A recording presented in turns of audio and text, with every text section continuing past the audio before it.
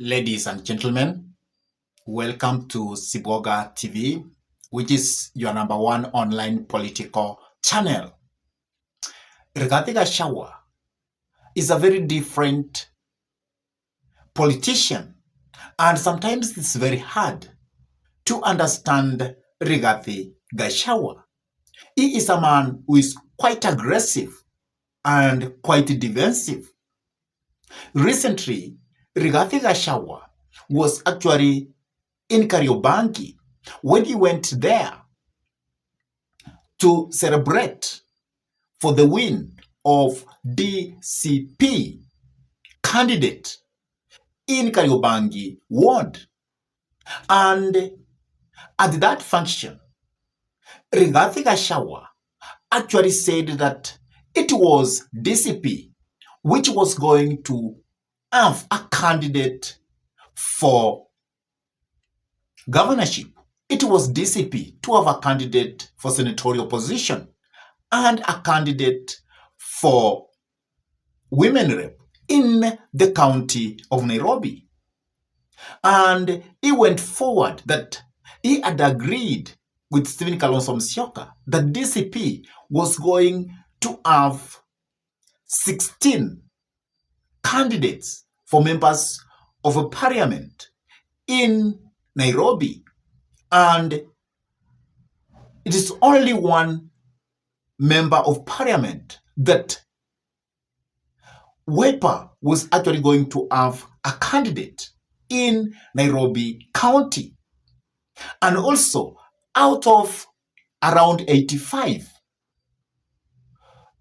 wards, DCP was going to file around 75 wards. And that means for Wiper, it could have had only 15 wards to have candidates who will actually go for the wards. And as you all understand, Rigathi Gachagua has always been saying that he is there to champion for the interest of Mount Kenya, because that is his main mission. And people have always understood Rigathi Gachagua, and they have that perception that he is a tribalistic person in nature.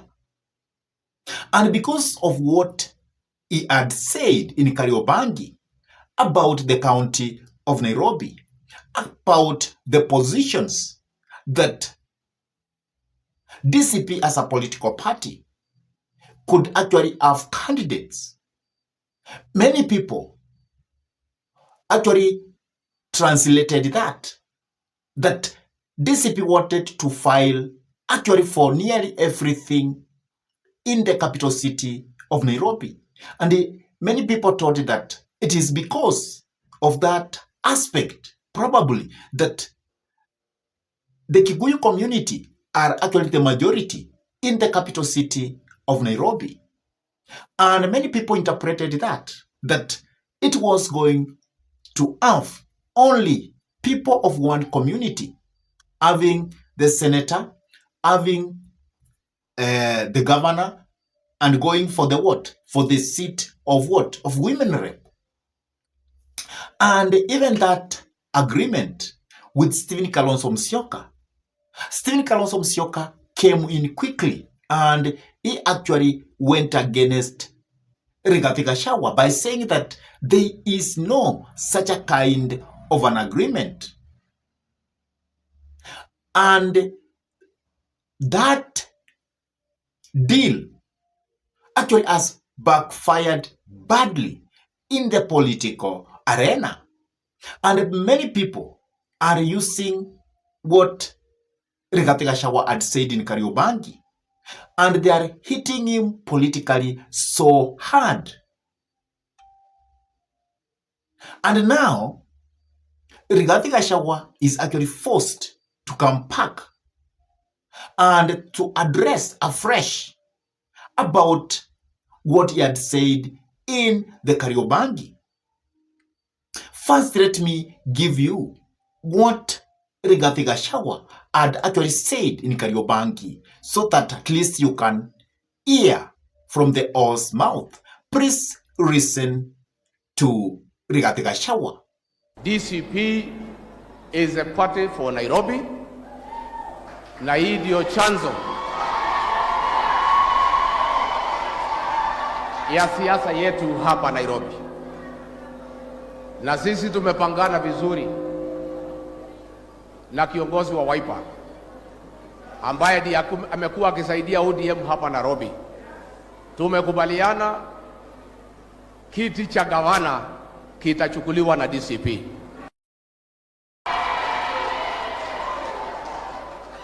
Kiti cha seneta kitachukuliwa na DCP. Kiti cha women rep kitachukuliwa na DCP. Tumekubaliana na Wiper kati ya viti 17 kati ya DCP na Wiper tutachukua viti 16, na kati ya viti 85 ya ward between DCP and Wiper tutachukua 75. Kwa hivyo watu wetu msitishwe.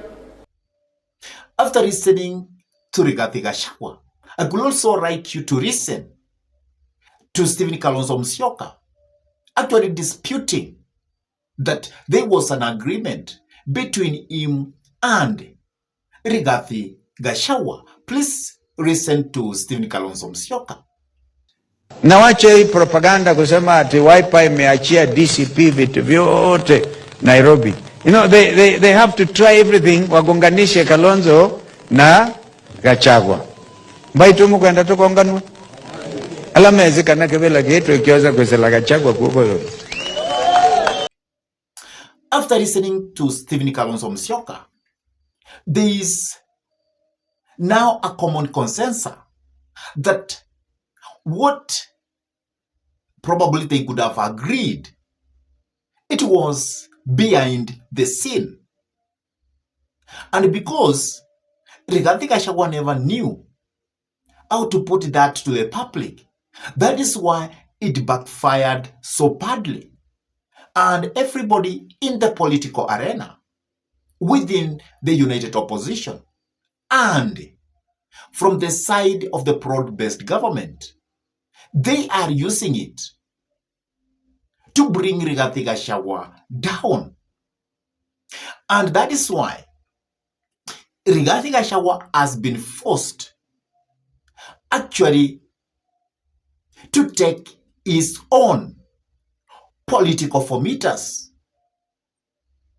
and to swallow it. And that is why Rigathi Gachagua had to come back. And this is the statement that Rigathi Gachagua had to give. Please listen to this carefully.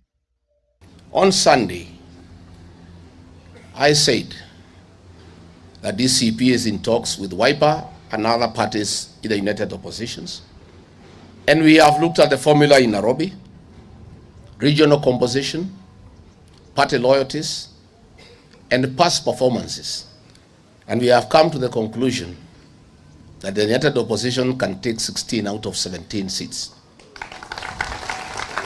We have looked at the history of the voting patterns in Nairobi, and we are convinced that the united opposition, where DCP and Wiper are strong partners, can take 75 out of 85 wards.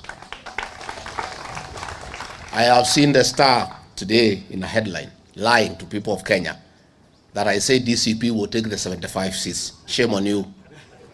I saw Taifa Leo yesterday with a bold headline saying that I said all DCP candidates in Nairobi will be Kikuyus. Shame on you. I say DCP is a national party. And I said, whoever is given the DCP ticket, we don't know to know your name or where you come from. You can come from any community in Kenya. Once you have the DCP ticket, all of us will back you up. I want to ask the Star, which is owned by William Ruto, to stop yellow journalism and behaving like gutter press. I want to ask Taifa Leo to be responsible. You are a very respected newspaper. Don't lie to the people of Kenya. Rigiji said that DCP candidates will be Kikuyus. When I look at the people who want to run at the DCP here in Westlands, there are very two strong aspirants from the Mlembe Nation. And one of them, Atahama Nayokiti. And we in DCP will support that candidate. I have very two strong aspirants, our cousins from Abaguzi for women rep. And whoever takes that ticket, our cousin from Abaguzi, he will have the support of DCP Nairobi. That is Rigathi Gachagua trying to say that what he had said in Kariobangi was actually misinterpreted and misquoted. That what he had said that it was going to be the opposition which was going to get those positions. That means senatorial position, governor position, and women rep position. And also that the united opposition could take 16 seats. That is what Rigathi Gachagua is trying now to say. And therefore, Rigathi Gachagua must understand that sometimes there are some things which you don't need to put out. Because once you put them out, they may actually brings a very bad image about maybe DCP, about Rigathi himself, and about the united opposition. And that is why Rigathi Gachagua has been forced to come back and to try to clear the air. That what he had said, it was misunderstood. And he never said that. But the truth is, Rigathi Gachagua has always made himself to look as a tribal kingpin. And people now understand Rigathi Gachagua as being tribalistic in nature. That is why probably whatever he says, it is actually linked to how Rigathi Gachagua has been doing or has been transacting his own politics. And the way Rigathi Gachagua is actually trying to do his own politics, it is quite destructive to the side of the united opposition, because he is quite defensive. And that is why even he reached a point that it does not address about anything, about any political party within the united opposition. And he is interested to address things related to DCP. And he is interested in making DCP to grow. So Rigathi Gachagua is committing several mistakes. And these several mistakes are actually going to cost the united opposition. And there's a very high possibility, because of the way Rigathi Gachagua is transacting his politics, that as we go forward, the united opposition is actually going to split probably into two camps. One camp being read forward by Rigathi himself, Stephen Kalonzo Musyoka, and probably Eugene Wamalwa.